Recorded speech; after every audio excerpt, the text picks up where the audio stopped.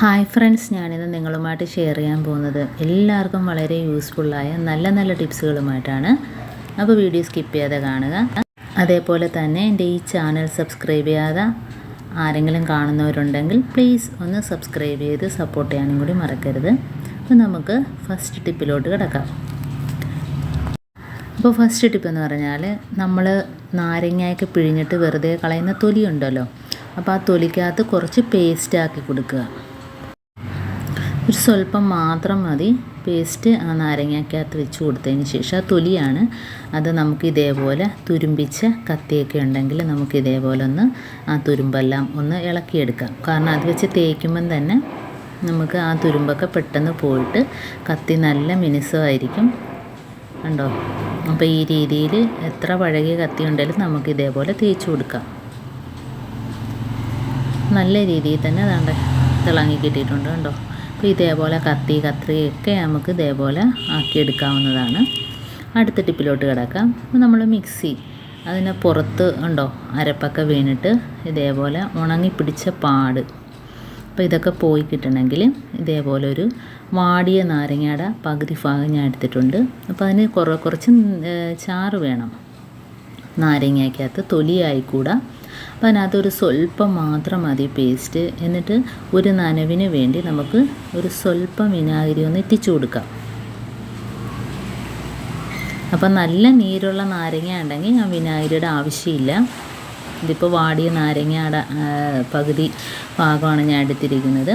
അപ്പോൾ നമുക്ക് വിനാഗിരിയും പേസ്റ്റും വെച്ചൊന്ന് മിക്സിയുടെ പുറം ഭാഗം മൊത്തം തേച്ച് കൊടുക്കുക. അപ്പോൾ എത്ര പഴകിയ മിക്സി ആണെങ്കിലും ഇതേപോലെ ചെയ്തു കൊടുക്കുക. നല്ല പുതിയതുപോലെ ഇരിക്കുകയും ചെയ്യും. കണ്ടോ?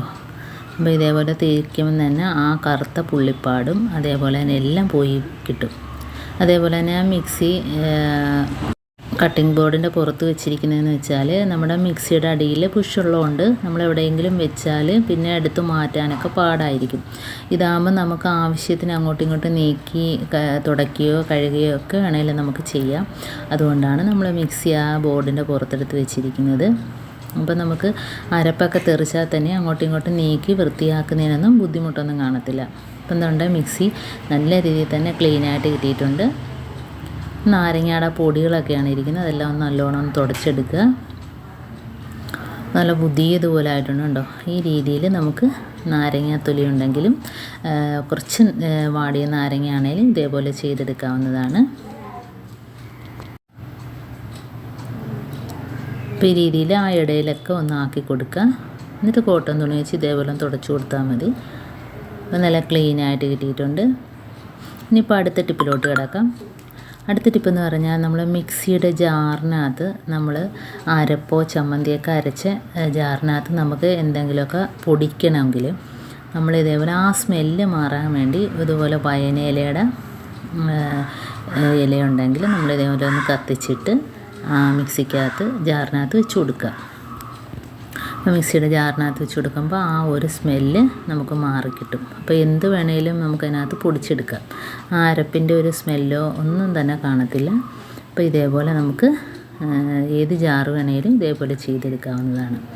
ഇനിയിപ്പോൾ അടുത്ത ടിപ്പിലോട്ട് കിടക്കാം. അടുത്ത ടിപ്പെന്ന് പറഞ്ഞാൽ, നമ്മുടെ സിങ്ക് ബ്ലോക്കാകുന്നതാണേലും സെപ്റ്റിക് ടാങ്ക് ബ്ലോക്കാകുന്നതാണേലും ഇതേപോലെ ചെയ്താൽ മതി. അപ്പോൾ ഞാൻ കുറച്ച് വെള്ളം അടുപ്പത്ത് വെച്ചിട്ടുണ്ട്. അപ്പോൾ ശർക്കരയാണ് നമുക്കതിനായിട്ട് വേണ്ടത്. അപ്പോൾ ശർക്കര വലിയ ഉണ്ടയായിരിക്കും, അപ്പോൾ നമുക്ക് പെട്ടെന്ന് പൊടിച്ചെടുക്കാൻ പറ്റത്തില്ലല്ലോ. അപ്പോൾ ഇതേപോലെ ഇടികല്ല് വെച്ചൊന്ന് ചതച്ചെടുക്കുക. അപ്പോൾ നമുക്ക് പെട്ടെന്ന് തന്നെ ശർക്കര അലിഞ്ഞ് കിട്ടുകയും ചെയ്യും. ഇതേപോലെ പൊടിച്ചെടുക്കുമ്പോൾ നമുക്ക് പെട്ടെന്ന് അലിഞ്ഞ് കിട്ടും. എന്നിട്ട് നമുക്ക് ആ വെള്ളത്തിൽ ഇട്ടൊന്ന് തിളപ്പിച്ച് ഒന്ന് അലിയിച്ചെടുക്കാം. അപ്പോൾ അലിഞ്ഞ് വന്നിട്ടുണ്ട്. ഇനി നമുക്ക് ശർക്കര കുറച്ച് വെള്ളവും കൂടെ ഒഴിച്ച് കൊടുക്കും ശർക്കരയിൽ. ഇതിപ്പോൾ നല്ല കട്ടിയായിട്ടിരിക്കുകയാണ്. കുറച്ച് വെള്ളം കൂടെ ഒഴിച്ച് കൊടുത്തിട്ടുണ്ട്. അത് മാത്രമല്ല നല്ല ചൂടായിരുന്നല്ലോ, അപ്പോൾ അതിനകത്ത് ഒരു സ്വല്പം നോർമൽ വാട്ടറാണ് ഞാൻ ഒഴിച്ച് കൊടുത്തത്. ഇനി നമുക്കിത് എവിടെയാണോ ബ്ലോക്ക് ആ ഭാഗത്തോട്ട് ഒഴിച്ച് കൊടുക്കാം. ഇതിപ്പോൾ സിങ്കിൽ ഒഴിച്ച് കൊടുത്താലും മതി. ഈ സിങ്കിൻ്റെ, നമ്മുടെ കിച്ചൺ സിങ്കിൻ്റെ വെള്ളം പോകുന്നതിൻ്റെ, വേസ്റ്റ് വെള്ളം പോകുന്നതിൻ്റെ കുഴലാണ്. ആ ഭാഗത്താണ് ഞാനിപ്പോൾ ഒഴിച്ചു കൊടുക്കുന്നത്. ബ്ലോക്കൊക്കെ ഉണ്ടെങ്കിൽ പെട്ടെന്ന് തന്നെ അലിഞ്ഞു പോവും. അപ്പോൾ ഇതേപോലെ നമുക്ക് എപ്പോഴും ചെയ്യേണ്ട കാര്യമില്ല. അപ്പോൾ വല്ലപ്പോഴും ഇതേപോലെ ഒന്ന് ചെയ്ത് കൊടുത്താൽ മതി. എന്തെങ്കിലുമൊക്കെ ബ്ലോക്ക് ഉണ്ടെങ്കിൽ തനിയെ അലിഞ്ഞങ്ങ് പോയിക്കോളും. അതേപോലെ തന്നെ സെപ്റ്റിക് ടാങ്കും ഇതേപോലെയൊക്കെ നിറയുമ്പോഴത്തേനും നമുക്ക് വളരെ ബുദ്ധിമുട്ടാണ്. അപ്പം ഒന്നെങ്കിൽ ഇതേപോലെ സെപ്റ്റിക് ടാങ്കിൽ വെള്ളം വേസ്റ്റ് പോകുന്നതിൻ്റെ ആ ഭാഗം തുറന്നൊഴിക്കുക. അതല്ലെങ്കിൽ നമുക്ക് എളുപ്പപ്പണി ഇതേപോലെ ക്ലോസറ്റിൽ ഒഴിച്ചു കൊടുത്താൽ മതി. എന്നിട്ടൊന്ന് ഫ്ലഷ് ചെയ്ത് കൊടുത്താൽ മതി.